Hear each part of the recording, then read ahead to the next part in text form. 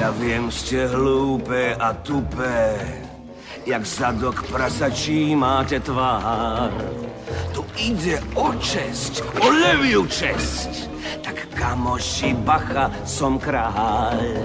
Ach, tie vaše debilné ksichty tu čumia jak do duba hrom. Tak pochopte vy prázdne hlavy, že je v hre skutočný levý trón. Len raz za život taká šanca musí nájsť všetkých pripravených. Sme tak blízko cieľa a slnečná éra.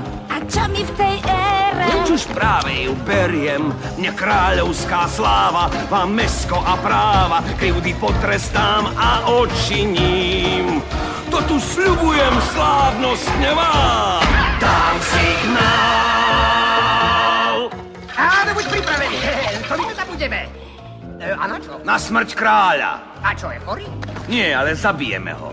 A Simbu tiež. Skvelý nápad, na čo je komu kráľ? Nebude kráľ, nebude kráľ, Idioti, kráľ byť musí. Ale veď si pravil. To ja budem kráľom. Pomôžte mi.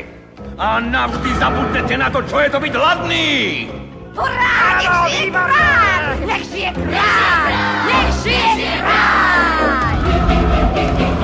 Dokud k námi už vieme, my dáme mu úprimne hlas. To chce quid pro quo a to značí, že niečo tiež čakám od vás. Kto budúcnosť naozaj rád má, tento vie, inej cesty niet. Len odvahu vám treba nabrať a najväčší púť začne hneď. Čakajte, spiklenci, žiadny rozchod. Čakajte, kým vydám povely.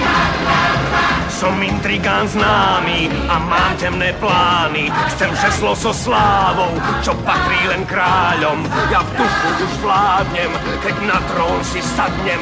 Hneď vám splním túžby a sny. Zuby už čakajú, pravda tiež. Dám signál.